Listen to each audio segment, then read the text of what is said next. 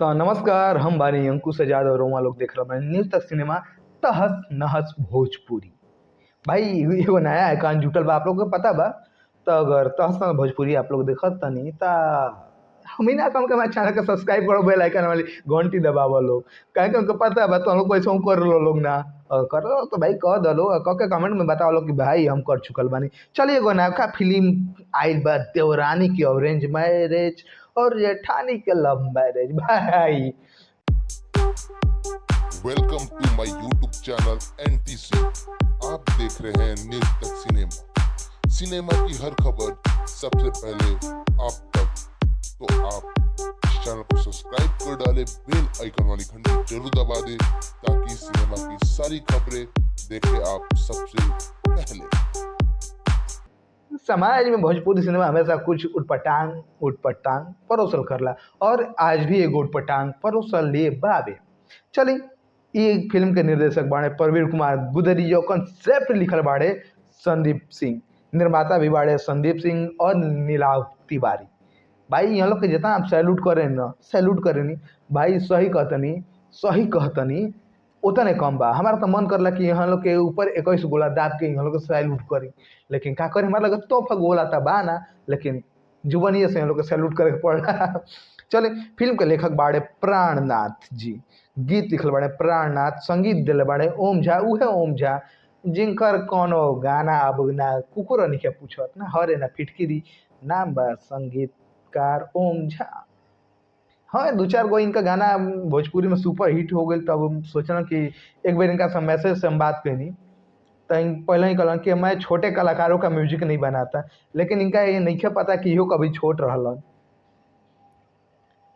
कबो इहो नया कलाकार रहलन, कबो छोट कलाकार रहलन। हाँ ठीक बा, स्टारडम मिल गई तो बड़ा तारा एटीट्यूड आ गई, लेकिन एटीट्यूड ना रखे के चाहिए। देखा एटीट्यूड रखल बड़ा, आज इनका कुकुरो नहीं पूछत। चलो डीओपी बाड़े मतलब छायांकन करे बाड़े माही शेरला जी, कोरियोग्राफी के बारे में बात करिए तो फिल्म का कोरियोग्राफी के बाड़े कानू मुखर्जी, सोनू प्रीतम, और आर्ट डायरेक्टर बाड़े अंजनी तिवारी, सह निर्देशन के काम के बाड़े सुबेश सिंह और अभिजीत श्रीवास्तव। अब फिल्म में स्टार कास्ट के रूप में नजर आ रहा बाड़ी स्मृति सिन्हा, डिम्पल सिंह, अथरो नाहर, लाडो मधेसिया, अनूप अरोड़ा, संतोष श्रीवास्तव, सृष्टि पाठक, श्रद्धा नवल, निशा तिवारी, तमाम कलाकार फिल्म में नजर आ रहा बा। और फिल्म के कहानी का बा, अब फिल्म के नाम है हम बता देनी कि देवरानी के ऑरेंज मैरिज, माफ करम जेठानी के ऑरेंज मैरिज, देवरानी के लव मैरिज। मतलब पहल की बहू के बियाह माई बाबू के पसंद से भइल बा, तो छोट की बहू के बियाह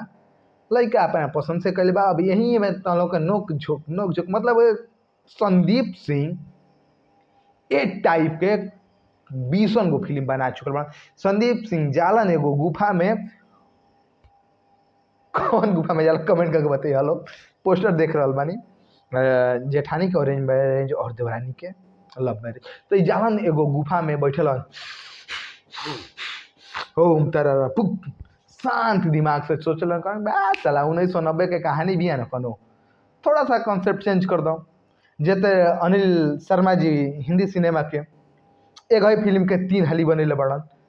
फिल्म का नाम बता हल्का, हुकूमत जैसन तमाम फिल्म बा, ये के कैटेगरी के तीनों फिल्म है सन। एगो फिल्म नाम ना बताई। अगर आप लोग तीसरका फिल्म के बारे में जानना चाहते नहीं तो आप लोग कमेंट करके बताएं कि हाँ आप अंकुश भाई भोज हिंदी फिल्म के बारे में कुछ कुछ बतावल करी, तो हम आप लोगों ने बताई मेरी फिल्म के बारे में। तो वही तरह संदीप सिंह का करें कि अनिल शर्मा बनेलन, संदीप सिंह अनिल शर्मा बनेलन कि मतलब हम वो टाइम के जितना अनिल शर्मा जी एक ही फिल्म के 3 हाल देखे बना और तीनों सुपर डुपर हिट। अब वही तरह का कारण संदीप शर्मा कि 20 लाख 25 लाख के बजट में फिल्म बनावा, टीवी पर चढ़ावा दो, 20 लाख 25 लाख रुपया मिल गई, अपन पॉकेट आ गया 2-4 लाख रुपया फायदा हो गया, तो फायदा वाला आवे तो बात ना। जो 20 लाख रुपया लगेले बनी 25 लाख वो तुम्हारा हाथ जाता। ये वजह बा कि भोजपुरी सिनेमा के आज तहस नहस हो रहा बा। यही से हम अपन चैनल का नाम देनी भोजपुरी तहस नहस भोजपुरी। एक आदमी कमेंट कर रहे अंकुश भाई काहे अपन चैनल के नाम में तहस नहस भोजपुरी जोड़ रहा। तो भाई अगर तक पता चल गई कि काहे हम भोजपुरी तहस नहस भोजपुरी रखल बनी, तब कमेंट करके बताइए कि हाँ अंकुश भाई हमको पता चल चुकल बा। अब ये फिल्म के बारे में का बताई हम इतना, मतलब सच कही ना भाई, भोजपुरी फिल्म आवेला ना तो फिल्म के डायरेक्टर लोग के मन तो करला भाई कंट्रोल उदय कंट्रोल अंकुश भाई उदय सेठी तो वेलकम फिल्म बड़ा वो सुपर डुपर हिट बड़ा, लेकिन तू सुपर डुपर हिट हो जाए भाई। जौन भैया सामने देखा था ना, ये हमके पक्का बा विश्वास की अपन देहात के संगे वीडियो शेयर करे ताकि भोजपुरी के बारे में वो जान सको। बाकी यार और फिल्म के बारे में बाकी हम कुछ ना बताएं, मगर ज़्यादा कुछ बताएं ना भाई तो मुंह से 56 गो गोला निकली और भोजपुरी सिनेमा खातिर शायद नुकसानदेह होके। बाकी तब तक हमके दी इजाजत और लोग तो देखते ही न्यूज़ तक सिनेमा बहुत हंस नहस भोजपुरी। नमस्कार, जय जय भोजपुरी समा।